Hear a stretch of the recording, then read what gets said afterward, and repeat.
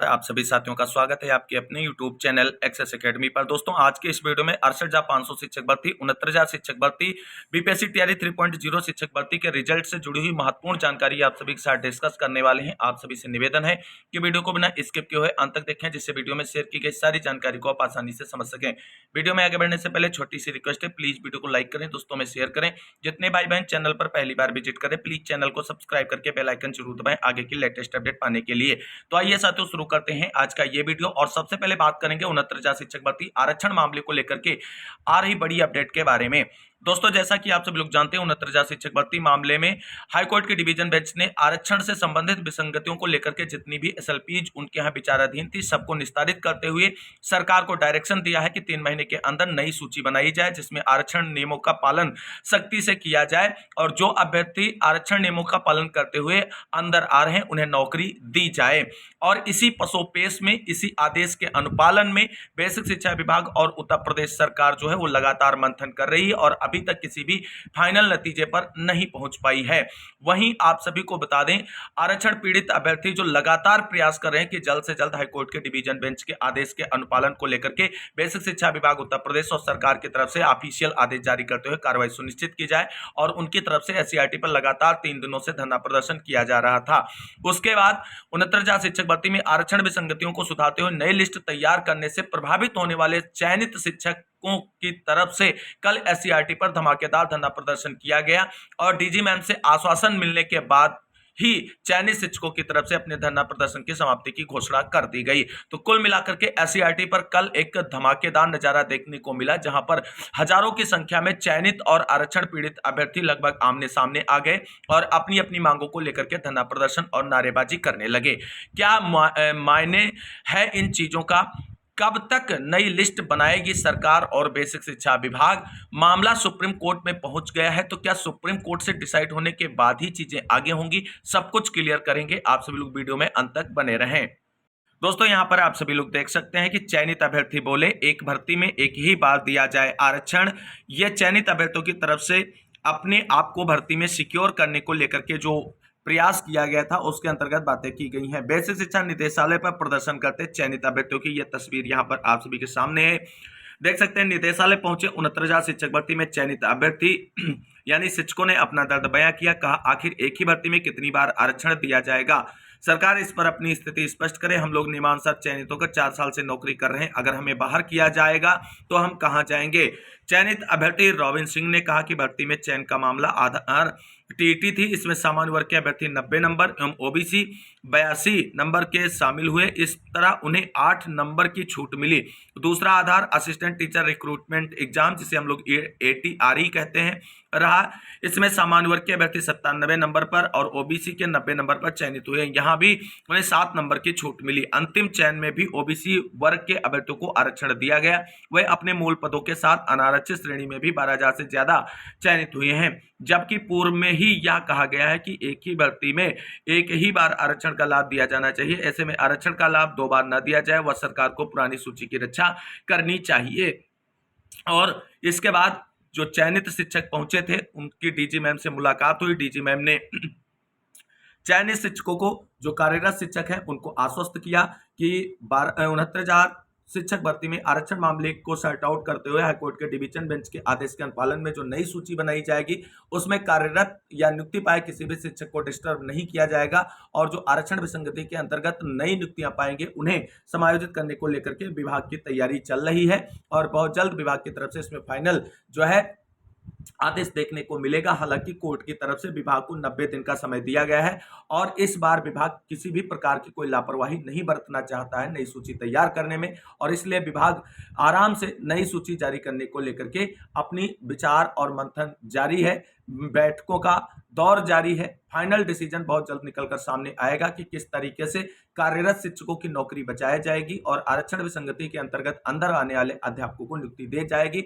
इसके लिए सरकार और विभाग लगातार बैठकें कर रहे हैं और बैठकों में डिस्कशन हो रहा है और फाइनल डिसीजन पर ही नई लिस्ट जो है बननी तैयार होगी और इसके लिए NIC पोर्टल पर भी जानकारी जो है अपडेट की जाएगी। सभी साथियों को अपने हक और अधिकारों की लड़ाई लड़ने का अधिकार है, लेकिन थोड़ा जो समय कोर्ट ने सरकार को दिया है उस टाइम बाउंडेशन के अंतर्गत आप प्रयास करते हुए अपनी प्रक्रिया को आगे बढ़ाने के लिए कार्रवाई सुनिश्चित कराना तय कर सकते हैं। और इसी बीच आप सभी को बता दें, आरक्षण पीड़ित अभ्यर्थी जिनको हाईकोर्ट की डिवीजन बेंच से न्याय मिला है और नई लिस्ट तैयार करते हुए उन्हें नौकरी दिए जाने के डायरेक्शन सरकार को दिए गए हैं, उनकी तरफ से लगातार अपना पक्ष मजबूत करने के लिए सुप्रीम कोर्ट में कैविएट फाइल की जा रही है।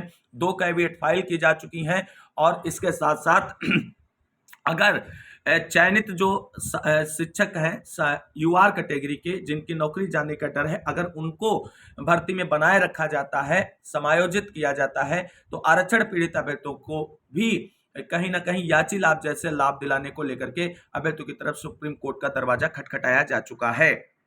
यहां पर आप सभी लोग देख सकते हैं, सुप्रीम कोर्ट पहुंचे आरक्षित अभ्यर्थी। इलाहाबाद हाई कोर्ट के नए सिरे से सूची बनाने के आदेश के बाद सामान्य वर्ग के अभ्यर्थी सुप्रीम कोर्ट जाने की तैयारी में है। इस बीच बृहस्पतिवार को आरक्षित वर्ग के अभ्यर्थियों ने सुप्रीम कोर्ट में कैविएट दाखिल की। उनके वकील ने मांग की है कि इस मामले में किसी भी विधिक कार्रवाई से पहले आरक्षित वर्ग के अभ्यर्थियों का पक्ष सुना जाए। यानी सुप्रीम कोर्ट में अगर अनारक्षित वर्ग के अभ्यर्थी हाईकोर्ट के डिवीजन बेंच के आदेश को चैलेंज करने के लिए एसएलपी लेकर के आते हैं, तो उनकी एसएलपी पर विचार करने से पहले जो कैविएटर है उनकी पक्ष को सुना जाए, उसके बाद उनकी एसएलपी को एक्सेप्ट किया जाएगा या रिजेक्ट किया जाएगा, इस पर फैसला लिया जाए। तो कुल मिलाकर के सभी पक्षों को मजबूत किया जा रहा है आरक्षण पीड़ित अभ्यर्थियों की तरफ से अपने हक और नौकरी को सुनिश्चित करने के लिए। वहीं अनारक्षित वर्ग के ऐसे अभ्यर्थी जिनका चयन नहीं हो पाया है, वो हाई कोर्ट के डिवीजन बेंच के आदेश को चैलेंज करने के लिए सुप्रीम कोर्ट में पहुंच चुके हैं और सुप्रीम कोर्ट में बहुत जल्द उनकी तरफ से एसएलपी फाइल की जाएगी। पूरी तैयारी की जा रही है, जहां पर दोहरे आरक्षण को चैलेंज किया जाएगा और हाई कोर्ट के डिवीजन बेंच का जो आदेश है कहीं ना कहीं उसको चैलेंज करते हुए दोहरे आरक्षण पर जो है कुठाराघात कराया जाएगा सुप्रीम कोर्ट से। ये अनारक्षित वर्ग के वो अभ्यर्थी जिनका चयन नहीं हो पाया है 69,000 शिक्षक भर्ती में। तो कुल मिलाकर के 69,000 शिक्षक भर्ती मामला एक बहुत ही हाथ-पाथ मामला बनता जा रहा है और विभाग और सरकार को इसमें काफी मशक्कतें करनी पड़ रही नई सूची तैयार करने में।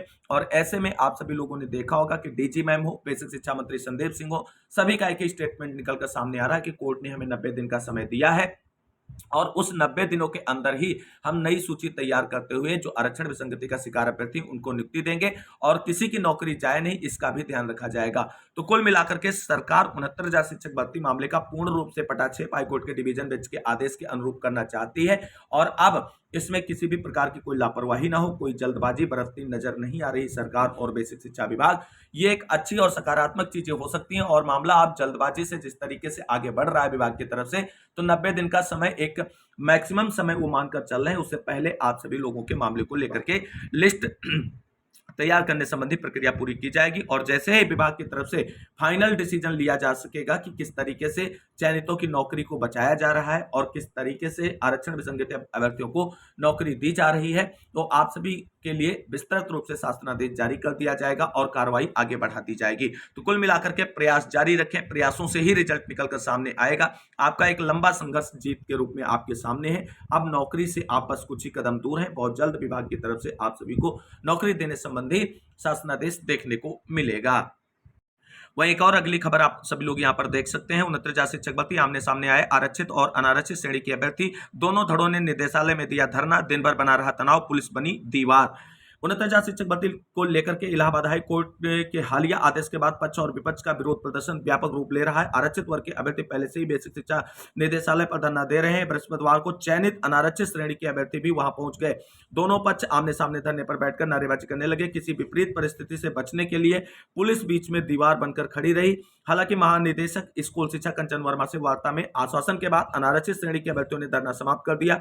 सुबह 10 बजे से ही बड़ी संख्या में प्रदेश भर से चयनित अनारक्षित अभ्यर्थी शिक्षक एक दिन की छुट्टी लेकर निदेशालय पहुंच गए। इससे एससीईआरटी निदेशालय से जो है कहीं ना कहीं तनाव की स्थिति जो है वो बनती नजर आई और एनसीईआरटी निदेशालय से आगे तक पूरा रास्ता बंद हो गया। पुलिस ने निदेशालय का मुख्य व साइड गेट बंद करवा दिया। इस बीच दोनों पक्ष आमने सामने बैठकर नारेबाजी करने लगे तो पुलिस ने रस्सा लगाकर स्थिति संभाली। चयनित अभ्यर्थी चयन सूची से छेड़छाड़ न करने, सुप्रीम कोर्ट से मार्गदर्शन लेने व एक भर्ती में दोहरा आरक्षण न देने की मांग करते हुए अपनी बात को रख रहे थे।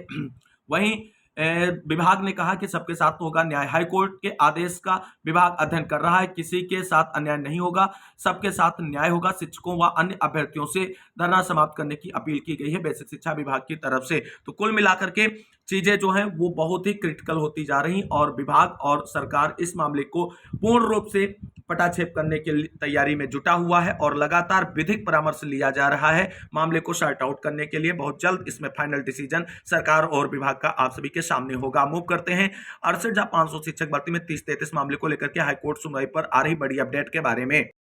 दोस्तों, जैसा कि आप सभी लोग जानते हैं 68,500 शिक्षक भर्ती में 30-33 मामले को लेकर के हाईकोर्ट में 4 वर्षों से अधिक समय से अभ्यर्थियों की तरफ से एक लंबा संघर्ष किया जा रहा है और 68,500 शिक्षक भर्ती में 22,000 सीटें रिक्त होने के बावजूद भी 30-33 मामला जो है अभी निस्तारित होता नजर नहीं आ रहा है और लगातार इस मामले को लेकर के हाईकोर्ट में सुनवाइयां भी नहीं हो रही हैं। पिछली सुनवाई के लिए मामला 20 तारीख को मुख्य न्यायाधीश के बेंच में लिस्टेड हुआ था, लेकिन अपनी सुनवाई जो है वो नहीं हो पाई थी और अपना केस एडिशनल में 314 नंबर पर लिस्टेड था और जो एडिशनल में पहला केस था उसने सारा समय सुनवाई में ले लिया था, इसलिए अपना केस सुनवाई के लिए टेकअप नहीं हो पाया था। तो 20 अगस्त की सुनवाई जो 68,500 शिक्षक भर्ती में 30-33 मामले को लेकर के लगी हुई थी उस पर सुनवाई नहीं हो पाई थी और केस को पास ओवर कर दिया गया था अगली सुनवाई के लिए। अब 68,500 शिक्षक भर्ती में एक राहत भरी खबर निकलकर सामने आ रही है और 30-33 मामले को लेकर के हाईकोर्ट की डिवीजन बेंच में सुनवाई के लिए केस लिस्टेड हो चुका है।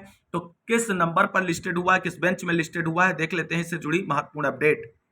दोस्तों, यहां पर आप सभी लोग देख सकते हैं 68,500 शिक्षक भर्ती में 30-33 मामले को लेकर के हाईकोर्ट में जो सुनवाई के लिए केस लिस्टेड हुआ है उसकी कॉज लिस्ट जारी हो चुकी है। एसएलपी नंबर वगैरह सारा आप सभी को याद हो गया होगा, 4 साल पुराना केस है। तो यहां पर आप सभी लोग देख सकते हैं अपना मामला सुनवाई के लिए 27 अगस्त को लिस्टेड हुआ है। यहां पर देख सकते हैं 27 August 2024 case is listed in court number 2 bench ID 3175 at serial number 320। यानी अपना मामला इस बार सुनवाई के लिए एडिशनल में 20वें नंबर पर लिस्टेड हुआ है। यानी फ्रेश केसेस के बाद जब एडिशनल केस सुने जाएंगे उसमें 20 नंबर पर अपना मामला सुनवाई के लिए टेकअप होगा। दोस्तों, अगर फ्रेश केसेस की अधिकता ना रही तो अपना मामला लंच के बाद सुनवाई के लिए टेकअप होगा और इस पर सुनवाई भी होगी। लेकिन पिछली सुनवाई की तरह अगर किसी केस ने मैराथन बहस या फाइनल आर्गुमेंट के रूप में ज्यादा समय कंज्यूम नहीं किया तो 68,500 शिक्षक भर्ती में 30-33 मामले को लेकर के जो 27 अगस्त को सुनवाई के लिए केस लिस्टेड है उसमें सुनवाई हो सकती है और सुनवाई होते हुए आगे की जो फाइनल सुनवाई के लिए चीजों को लिस्टेड किया जा सकता है। यहां पर देख सकते हैं जो अपना केस है आर्डर के लिए लिस्टेड हुआ है और इस बार राजन राय सर और ओम प्रकाश शुक्ला सर की बेंच में इस मामले को सुनवाई के लिए लिस्टेड किया गया है। तो पूरी संभावनाएं हैं कि इस बार मामले की सुनवाई होगी और चीजें निस्तारण की ओर आगे बढ़ेंगे। जिस तरीके से फाइनल आर्गुमेंट के लिए 68,500 शिक्षक भर्ती में 30-33 मामला लगा हुआ है, अब इस मामले के निस्तारण में ज्यादा समय नहीं लगना चाहिए क्योंकि ये 4 वर्ष पुराना मामला है और जिस तरीके से इस समय लंबित भर्तियों को निस्तारित किया जा रहा है कोर्ट के आदेशों के द्वारा, इसी क्रम में 68,500 शिक्षक भर्ती में 30-33 मामले को निस्तारित करते हुए 22,000 सीटों पर जो रिक्त हैं उन पर नियुक्ति प्रक्रिया पूरी करने संबंधी आदेश कोर्ट की तरफ से 1 से 2 सुनवाइयों के बाद जारी किया जा सकता है।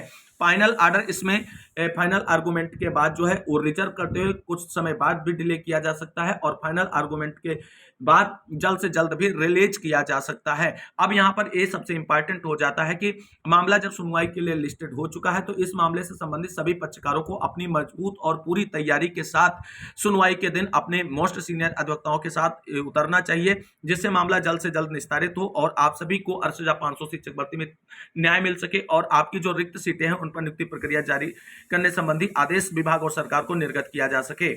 अब यहां पर आप सभी लोग देख सकते हैं लीगल टीम लखनऊ की तरफ से 68,500 शिक्षक भर्ती में 30-33 मामले को लेकर के निस्तारित कराने को लेकर के सभी पक्षकार टीमों से निवेदन किया गया है कि सभी टीमें अपने अपने सीनियर्स की औपचारिकताएं पूरी करके 27 तारीख को बहस के लिए तैयार रखें।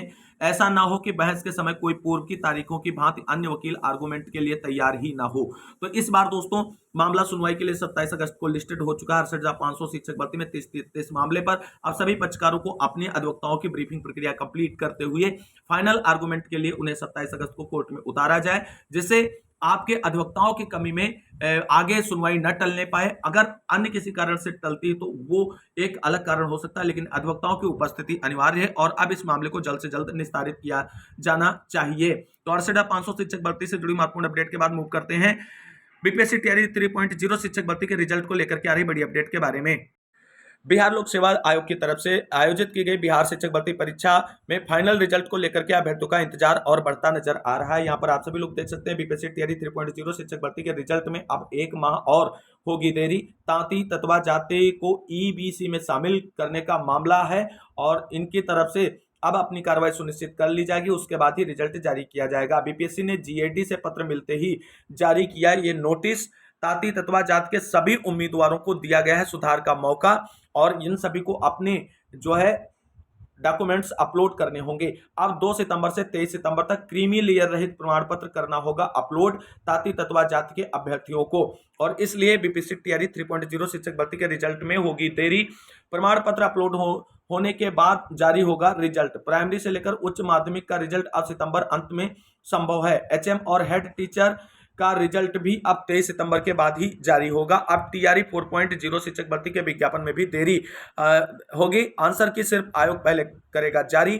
टीआरई 3.0 शिक्षक भर्ती में एचएम हेड टीचर का आंसर की 25 अगस्त से कभी भी हो सकता है जारी। तो कुल मिलाकर के बीपीएससी टीआरई 3.0 शिक्षक भर्ती में आप सभी को रिजल्ट को लेकर के 1 महीने की देरी देखने को मिलेगी और इसका कारण है कि जो नई जातियां हैं जिनको ईबीसी में शामिल किया गया है उनको अपना प्रमाण पत्र जो है क्रीमी लेयर रहित अपलोड करना है और इसलिए 1 महीने का विलंब होगा। तो आज की महत्वपूर्ण खबरों में बस इतना। इस वीडियो को अंत तक देखने के लिए सभी साथियों को तहे दिल से शुक्रिया, बहुत बहुत धन्यवाद। मिलते हैं अगली वीडियो में लेटेस्ट अपडेट के साथ।